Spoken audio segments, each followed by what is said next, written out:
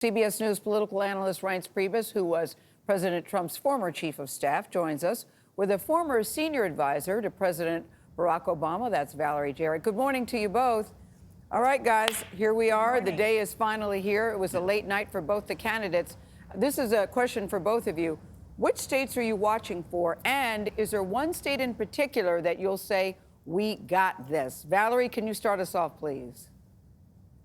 Well, sure. Florida, I think, is going to be essential. If Vice President Biden wins Florida, then I think it's going to be really tough for President Trump to bring it home.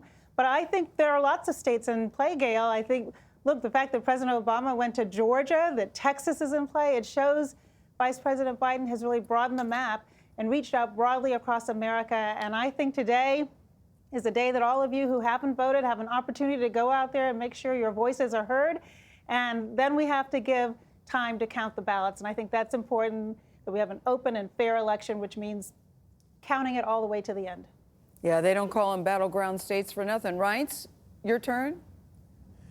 You bet. Well, I agree with Valerie on Florida. And the great thing, as you reported earlier, Florida's going to count them up pretty quickly. We're going to know Florida. We're going to know a lot about the country when you look at certain counties in Florida and who lives in those counties and how the candidates did. So Florida, number one.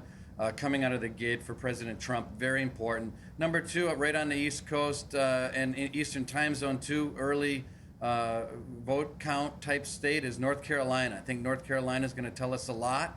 I think if Trump puts North Carolina in his bucket and then goes to Ohio, which is going to be another state that's going to count them up pretty quickly, Ohio. So if Trump hits Florida, North Carolina, Ohio, my guess is that he's going to also do enough in Georgia and Arizona to hold. And then what you're looking at for Donald Trump is he needs to win one of the three Midwest states, the big ones, Wisconsin, Michigan, or Pennsylvania. I do think it's coming down to Pennsylvania. There's a reason why both candidates are camped out there.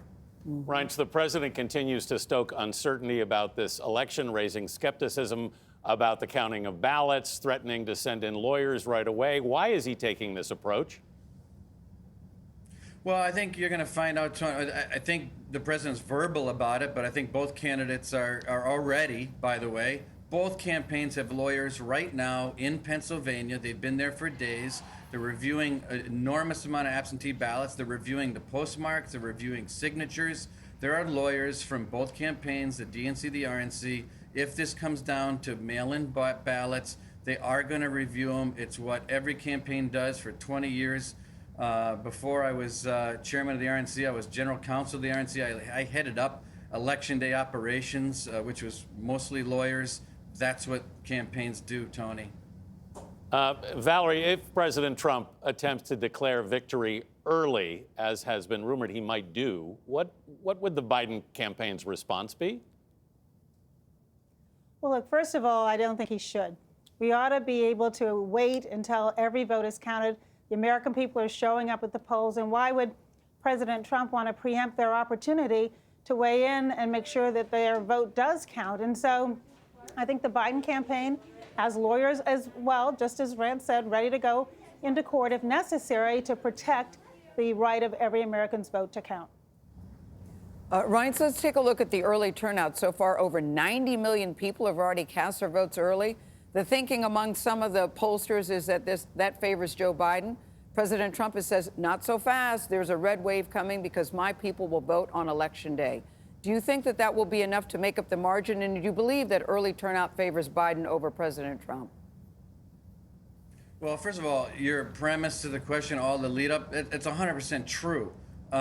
There's three buckets of voting that we talk about in politics. One is absentee ballot voting, which we know what that is. The other is early vote. That's when you go to a poll before the election day in person. So that's the second bucket. The third bucket is election day voting. In bucket 1 and 2, the Democrats have historically done better than Republicans. They like voting early, and they did so again this time in records amounts, although a lot of Republicans came out and voted early, which closed the gap between the two parties. President Trump is going to do better on Election Day in almost every battleground state in America. It's just, I don't think Valerie would even disagree with that. So the question's going to be, what do those three buckets look like at the end of the day? I think the Trump campaign thinks they've got enough out there today to put into the third bucket to win the election.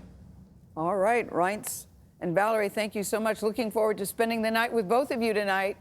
Bring your pajamas and a You bet. pillow. We're looking forward to it. Yeah, me too. Indeed. Thank you, Gayle. I'm very excited about tonight. Thank you both. CBS News will bring you election results in a primetime special tonight. CBS News 2020, Election Night, America Decides. Norah O'Donnell is leading our coverage. I'll be joining her along with Margaret Brennan, John Dickerson, and Ed O'Keefe. Valerie and Reince, as you know, will be here too. It starts at 6:30 Eastern right here on CBS. Starts at 6:30, no end time. Yeah, no, yeah. Gonna be